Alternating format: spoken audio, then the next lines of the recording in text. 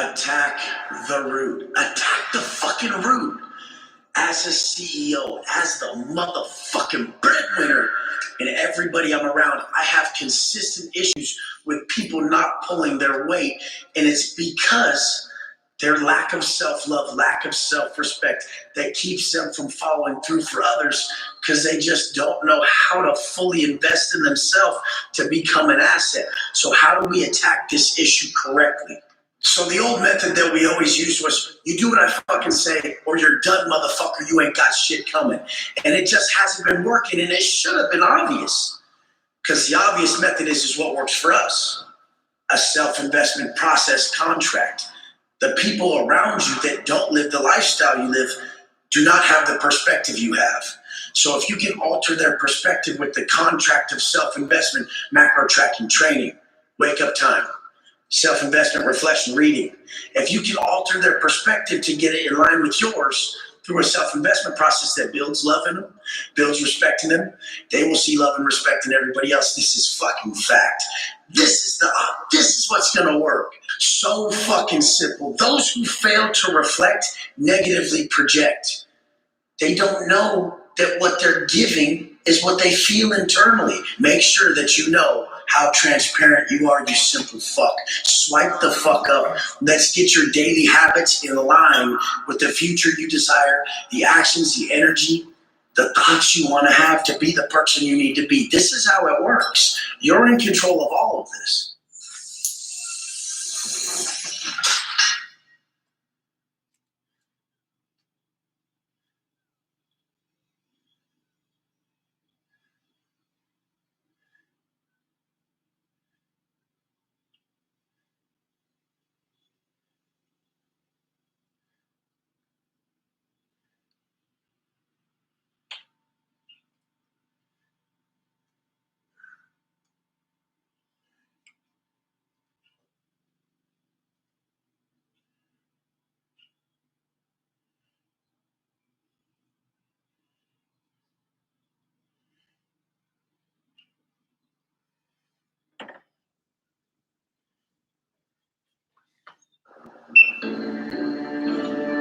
If you're tired and you know it's get the gym.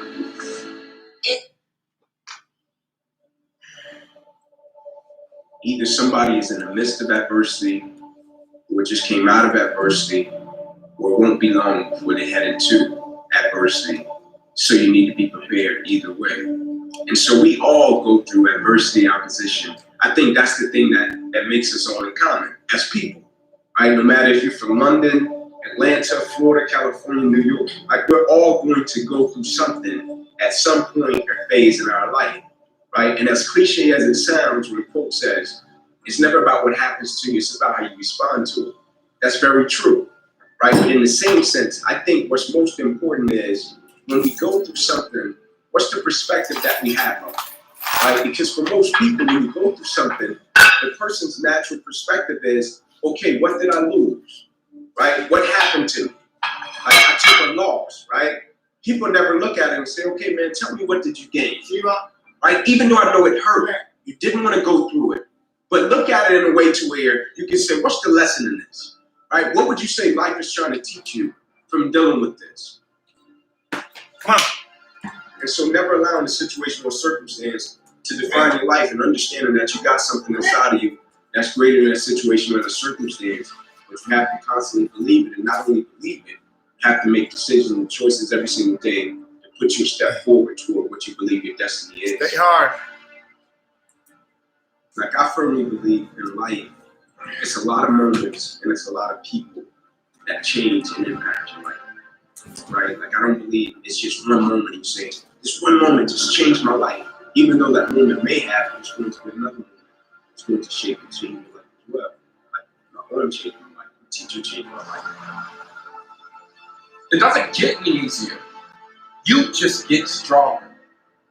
If you want to change, don't expect your life to stay the same.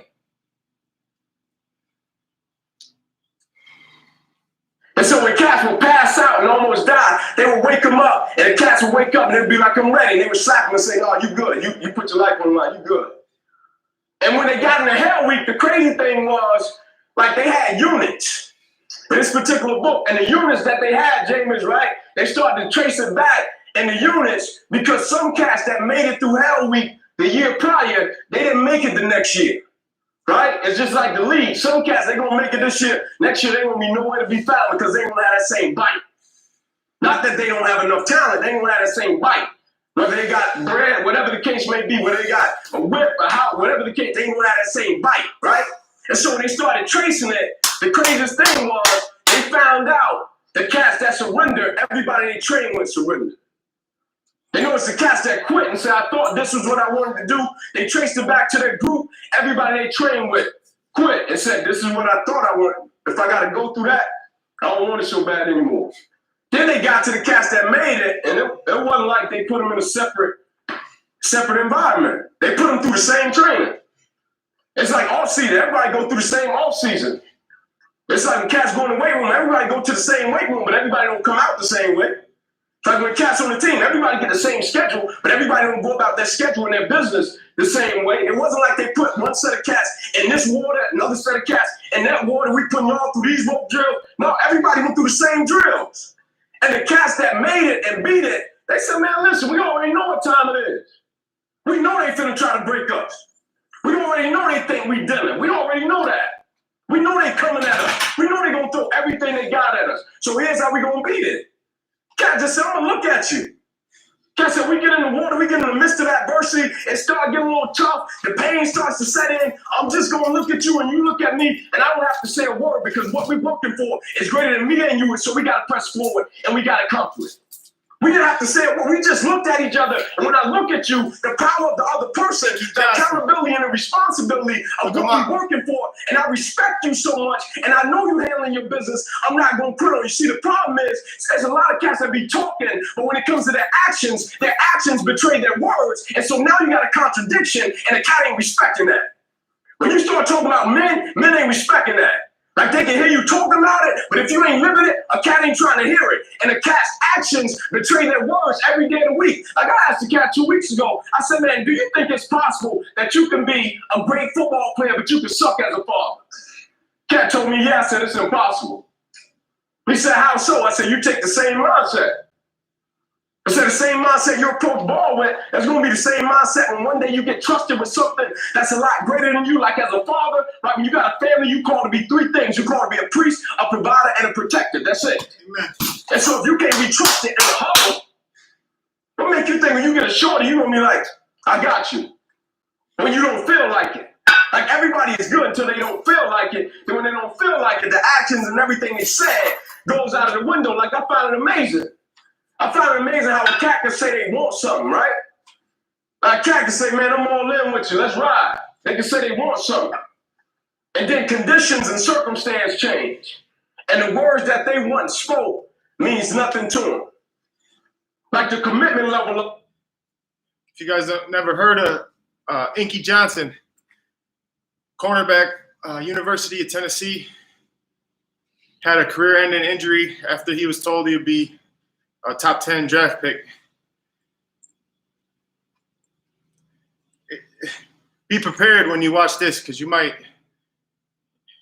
run through walls. This guy is ridiculous. Human beings like this should be the most popular people on our planet. But like I was taught, commitment is staying true to what you said you was true to long after the mood that you set it in has left. Meaning on the days when we don't feel like doing what we once said we was going to do, we're going to step up and we're going to do it anyway because those are the days that build character. Like those type of days, right? Like I just want one thing from you, man. Like I know you got it.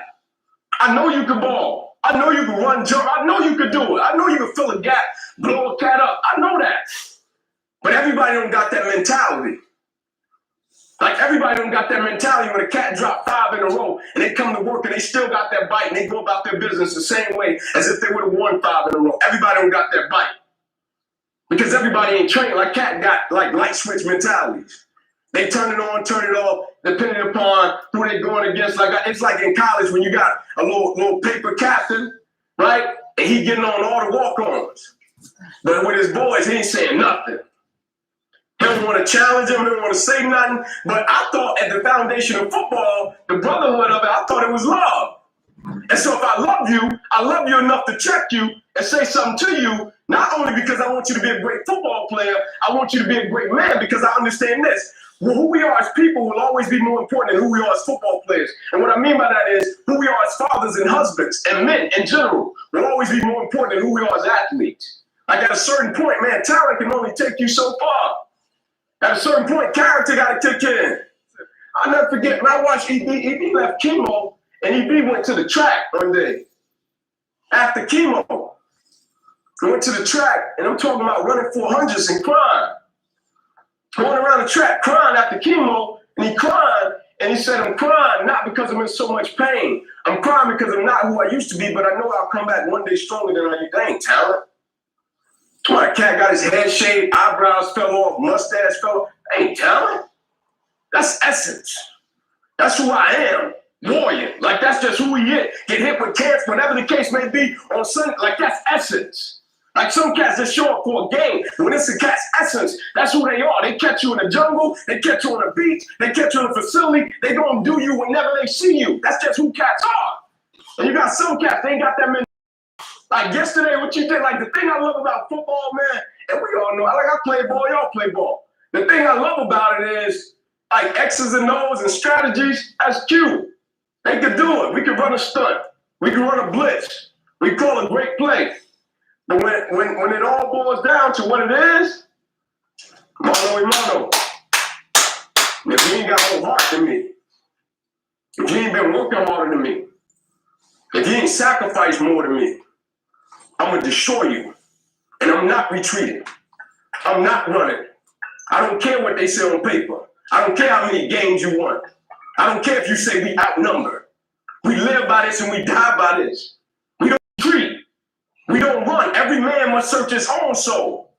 That's why that Martin Luther King quote, that's why I say like you don't judge a person by where they stand in times of comfort and convenience. You judge them by where they stand in times of challenge and controversy. And if you ain't work, like when you work for something, it gives you a different type of attachment to it. The harder you work, the harder it is to surrender. That's why cats can give up so easy.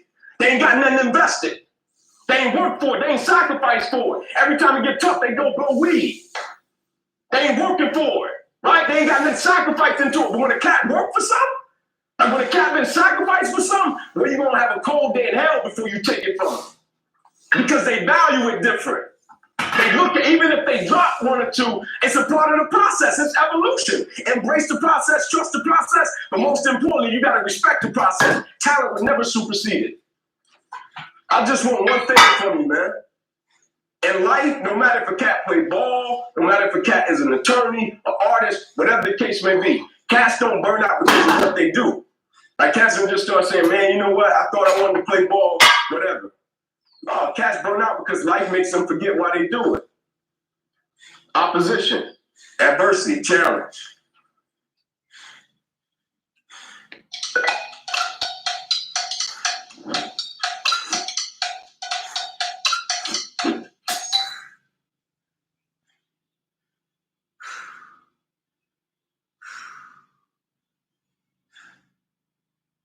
An honor and a privilege to be in this room, to be before you guys.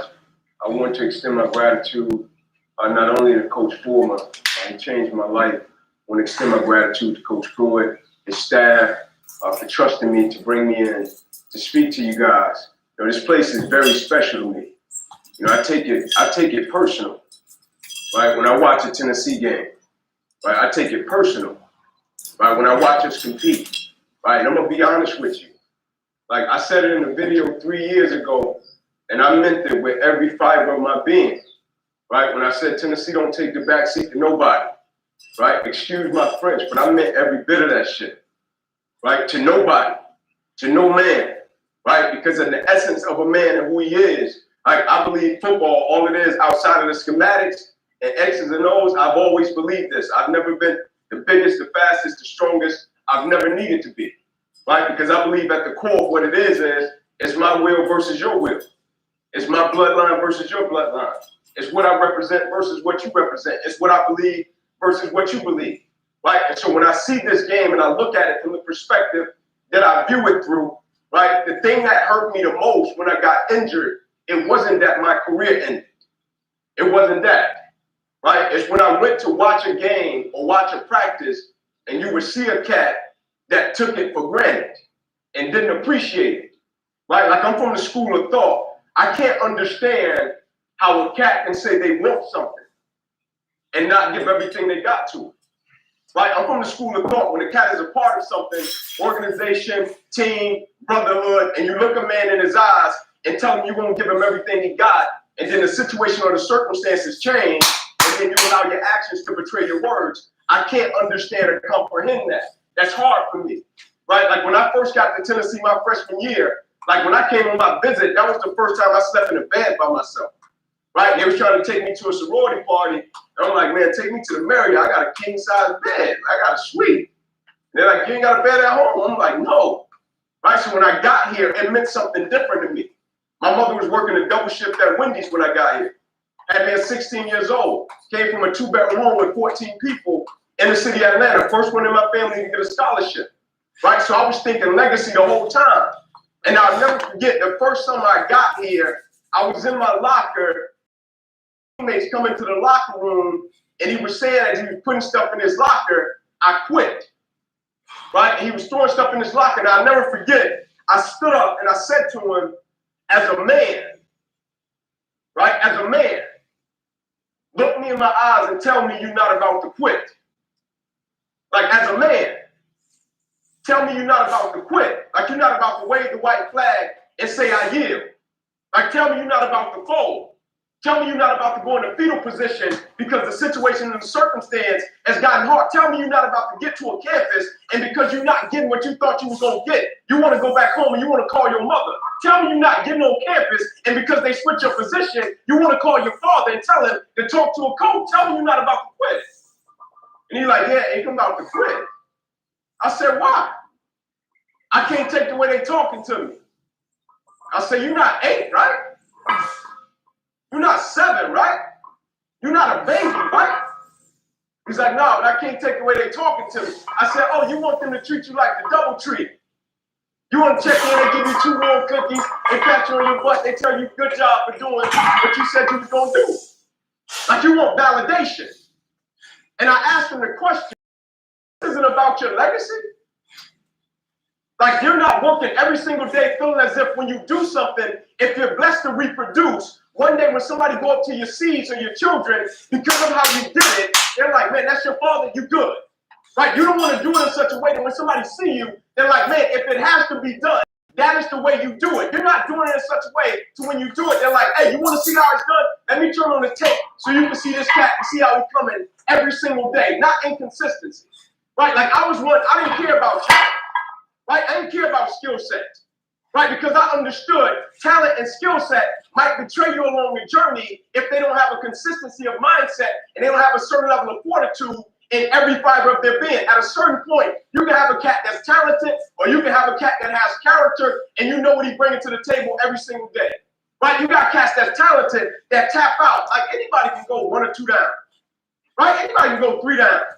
But it's very seldom that you find a cat, when he's standing in that tunnel, till there's 4 zeros on that clock, he's going to give you everything. That's a man to me.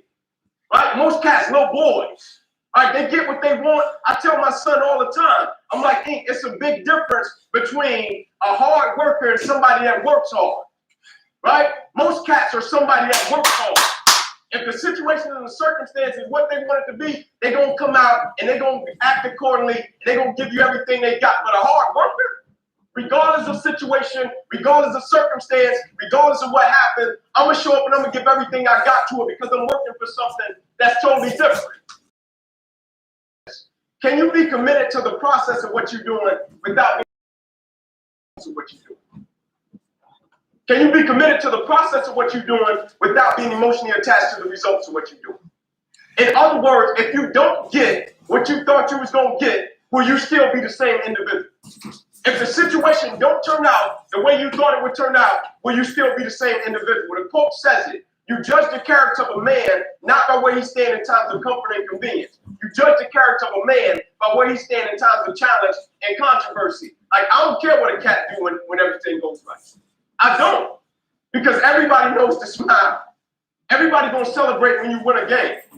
Everybody gonna be in your corner and talking about how great you are. But when the opposition happens, when it gets hot, right, when cats don't want it and don't want to be a part of it, when things start going south and a cat jumps on your head, you're like, man, it's not what I thought it was. Right? The crazy thing about it is most cats remind me of one of my freshman roommates when we first got our Pell Grant check. Right? And I'll never forget, I got $2,500 and he got close to $4,000. And when I looked at him, I said, man, I ain't never had this much money before. He's like, me neither. I said, man, I'm going to the bank. I'm about to open up an account. I will put this in the bank. My man says to me, I'm going to go to Foot Locker. I'm about to spend all this. I'm like, all right, cool. Well, come with me to the bank, man. You need to save a little bit of that. I said, you might not get that much again. He's like, that's the problem. I said, come with me to the bank. He come with me to the bank, open up an account. I put my money in the bank. He goes straight to the mall. Exactly what he said he was going to do. We walk in Foot Locker, we get those J's, he splurges. We get to the counter, lady starts ringing it up. He gives her the card, she swiped the card didn't go through. He looked at me, I said, don't look at me, Jay Spiller. You the man. He said, ma'am, I know I got the money, football office gave it to me. And you swipe it again. She swiped it again, card didn't go through. He looked at me, I said, don't look at me, big bro, you the man. He said, ma'am, can you swipe it again? I know I got the money. She swiped it, didn't go through. She handed him the card back, and I'll never forget. She said to him, sir, you haven't even pulled a strip off the back to call to activate the card. She said, you got the money. She said, but you haven't even called to activate it.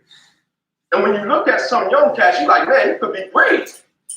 But you haven't even pulled a strip off to activate it. Like you can operate at a level of excellence in everything you do, but you haven't even pulled a strip off to activate it. Right? You're living on reserve, and most cats live on reserve. And what I mean by living on reserve, most cats do things in such a way to where when they get to a certain point, their heart is like a Cadillac converter in a car. Right? You know what a Cadillac converter is? It's when you're in a certain car and you try to push it to the limit, and when it gets to the limit, the car says, And every time you try to match it, the car, because it hasn't been to that point before, and that's the heart of most cats. When they get to a certain point that they haven't been to before, they retreat.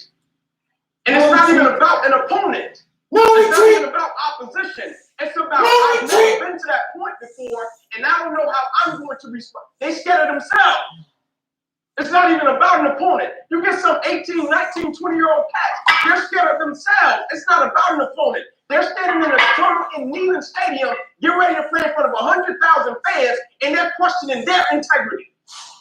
Like the reason I can live with what happened to me on September 9, 2006, the last play, is personal to me. Right? Because I knew when I went out, I gave my teammates everything I had. Like I can look you dead square. I'm a man, right? I don't lie. Like I don't fear no man. Right? From Tennessee, California, a lot. You can drop me anywhere on any place. I don't fear no man. Right? That's how I was raised. That's how I'm coming. Right? When I went out, my last play, I knew I gave my teammates everything I had. Every ounce of my spirit. Right? That's why when coach came to see me in the hospital, I'm like, I'm good. I emptied everything out of me. Now, if I didn't give him everything I had, there would have been a big ounce of regret. Because I would have lived my whole life with the thought of, man, what if I gave everything I had to him? Right? I just want one thing from y'all, man. Like, when I played, right, I didn't care if a cat ran a 4.3. I didn't care about that. I didn't care if a cat go up in the weight room and bench press 500 pounds. Cat can lift the world. I didn't care about that. I didn't care if a cat did the L drill, fascinating. I didn't care about that. I wanted a cat beside me that I knew was going to scrap. I wanted a cat beside me that I knew when we looked across, they knew, man, the cat can't see us, man. I wanted a cat beside me. No matter the outcome, we coming, we working, and we fighting until the game over. I wanted a cat beside me that had a certain level of consistency, of mindset to understand how I do anything, how I do everything. And you meet most young cats, and they think it's a dual mentality. Right? They think football is one mentality, life is one mentality. No, bro, it's your spirit. It's your essence. It's who you are. I never understood, to be honest with you, I never understood how a cat can tap out on a wind sprint. Me neither. I never understood how a cat can quit on a jelly. You quit on a whisper, you gonna quit. Cat got a barbershop. Like a cat getting his jockstrap watch. And got the nerve to step on the field and not give everything they got to it. Like a cat getting gear. A cat got a stadium, a cat got a locker. Like, how can you not scrap? How can you not fight for what you believe in? Like, I feel like it's a level of honor and responsibility that comes with that, right? When you come to this place, it's a privilege, right? You got cats that came before you, and they cherish this, right? They cherish it. When I got here, we cherish this place, right? When I got here, we believe anybody in the country. And the work ethic and the discipline and the dedication and the commitment wasn't based upon or predicated upon situations or circumstances, right? I'm talking concrete commitment. Right there. Right? Not that commitment, I'm going to show up, I'll be there, coach. Yeah, I go to meetings. Yeah, I'm going to go out. I might run hard. Not that, man. Not that cheap stuff, man. Not that counterfeit stuff. I'm talking concrete commitment. I'm talking a commitment that says, I am going to stay true to what I said I would do. Long as the move that I said it left. Right? Because in them seats, it's easy to talk about what you're going to do. Right? Mike Tyson said it. Everybody got a plan until they get punched in the mouth. And some cats, when they get punched in the mouth, they never recover. Some cats, when they get hit in a way they never got hit before, they never recover. Some cats, when they get placed in situations and it challenges their character, they never recover. Some cats, when you ask more of them that's ever been asked of them before, they never recover. Right? Why can't we play football and operate in excellence? And why can't we go to the classroom and operate in excellence? Right? Like when he said I grabbed the cat, I grabbed him for one reason. Right? When I stepped in the cat's face, I want him to understand first and foremost, it's all love. I love you. Right? I love every one of my teammates. Right? But I understood at the core of what we were a part of, we had a purpose that was a lot greater than any one of us. Like the purpose and the thing that you're a part of is greater than any cat in here. I don't care how many stars you got. I don't care what high school you came from. I don't care what you the man. I don't care if you were All-American, Army All-American, McDonald. I don't care about none of that. When you get here, you're a part of something that's a lot bigger than you. It's cats that came through here before you, and it's going to be cats that come through here after you. And so while you're blessed to be able to do it, how about we do it in a way that it's never been done before, and we raise the standard up. Right? The standard is the standard. We don't lower it. Right? We don't say, oh man, we Tennessee. The standard is the standard.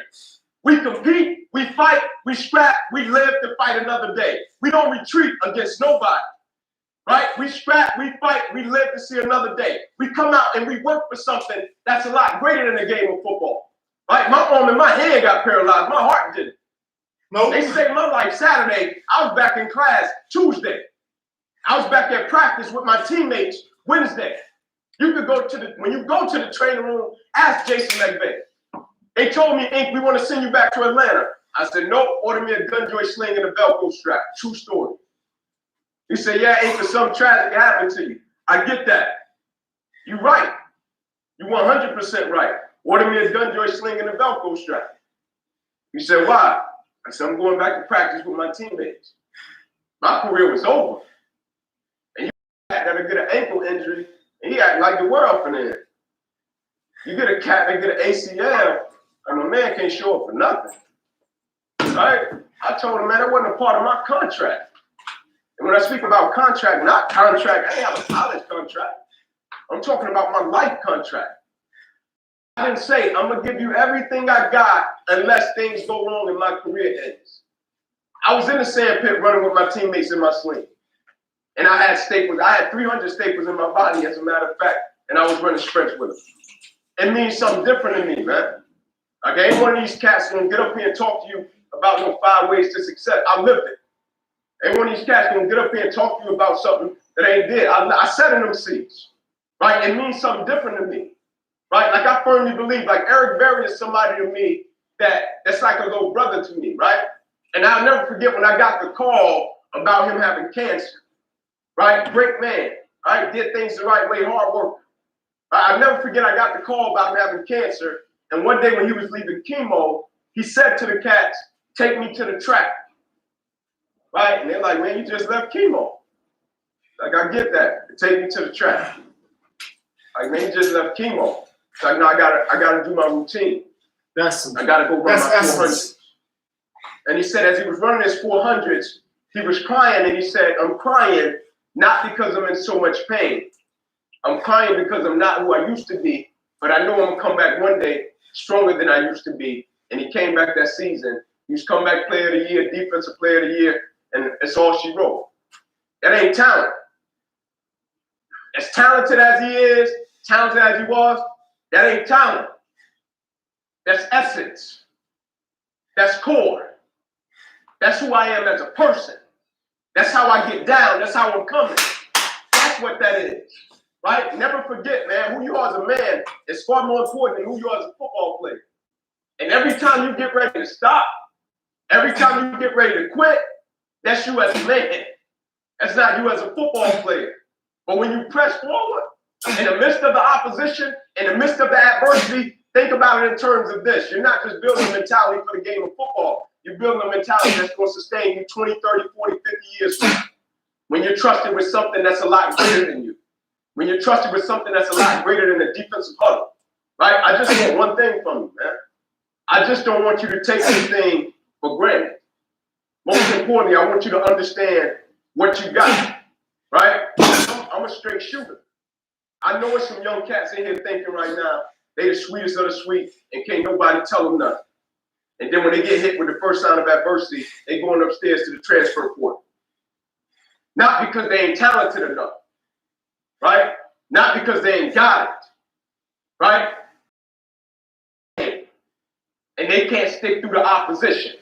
And when it gets tough, they camp out, they wave the white flag, and they say on one.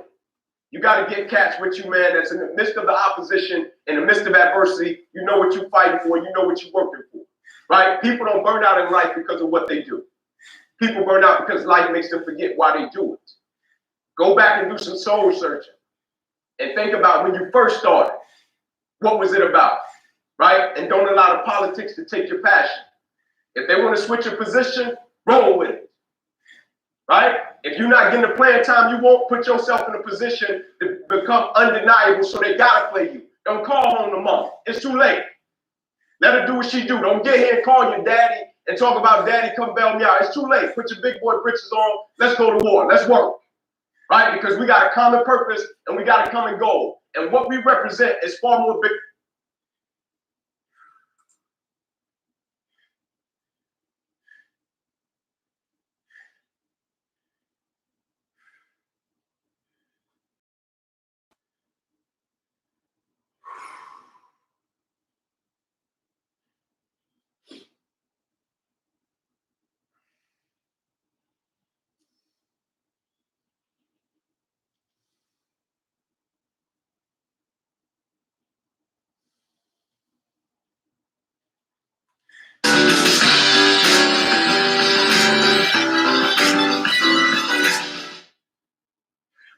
It's me, your skin. I crave being done with acne, but treating leaves me red, flaky.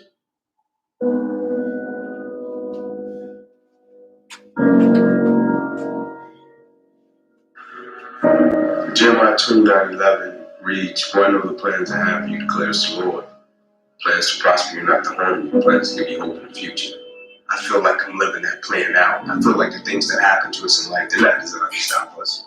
They're designed to reposition us so we can come in contact with what God really has for us. And so everything that I do, man, I do it to honor God because I feel like God gave me a second chance at life. And so I feel like I'm doing what God put me on this earth to do. You see, my mother had me when she was 15 years old, right? We're on the east side of Atlanta. We came up in this neighborhood by the name of Kirkwood, drug dealer on every corner, gang members in the neighborhood, 2-bedroom home, 14 people. We used to sleep on the floor. Got the opportunity to sleep in the bed one time out of the week. There was 6 of us in the bed, 3 in the foot, 3 in the head. And I came up with this dream pretty quick. I said, man, I want to go to the NFL because I had 8 uncles in that house, all 8 of which are still going in and out of prison. And so pretty quick, I said, man, I want to go to the NFL. So I went to my big cousin tomorrow one night. I said, man, listen, I want to go to the NFL. So we got to work for this thing. So the thing we're going to do every night, we're going to be patient, we're going to engage in consistent action. Every night, we're going to race light pole to light pole, no shoes. So every night we get out on the street, race light pole to light pole. One night, a coach came down the street. He signed me and my cousins up for organized sports, right? First time being in organized sports, we get in organized sports. The thing was, after practice, everybody would leave to go home. And I always had to sit on the bench and wait on my mother because she worked that late. And so when my mother would show up in the park, it would be about 10 o'clock, 10:30 at night. So I'm sitting there, and when my mother would pull up, she drove an old big Regal, hubcaps off the car, seats torn up, the car was all beat up. And she would pull up in the park 10:30 at night. I would jump off the bench, I would sprint over to my mother, I would say, Mom, if you don't mind, can you please sit back in your car and turn on your car lights? I have to do some extra drills, I have to go to the NFL, so it doesn't have to go to another day. And I knew my mother was tired. And every night, my mother would sit back in that car, those car lights would hit that field, and he had a 7-year-old kid doing backpedaling, doing running sprints, running laps, chasing his dream to go to the NFL. But just beyond those car lights, I could always connect with my mother's eyes, so maybe get a little bit deeper, make me push myself a little bit further, make me grow a little bit harder. It created a certain level of sweat equity in what I was doing. It created a certain level of pride. And so I went to Prim High School, one of the lowest performing public schools in the whole state of Georgia, dropout rate higher than the graduation rate. People didn't go to college. I went to Crim my first day. I walked through the doors. The metal detector cop said, "What's your plan, little man?" I said, "My plan is to go D1." He said, "No, you'll probably end up in cell block D1." I said, "No, you got the wrong guy." He said, "No, you'll probably end up in cell block D1." I said, "No, you got the wrong guy." After my freshman year, my mother and father both came to me. They said, "Inky, we're transferring you from this place. You got a scholarship at Tucker High School." They said, "All you have to do is come and play the next 3 years. They guarantee you a scholarship to Georgia." Leave me at one of the lowest performing public schools in the whole state of Georgia. I can get a scholarship from this place. Son, nobody goes to college from there. Please, let me stay here. I can make it from this place. They transferred me anyway.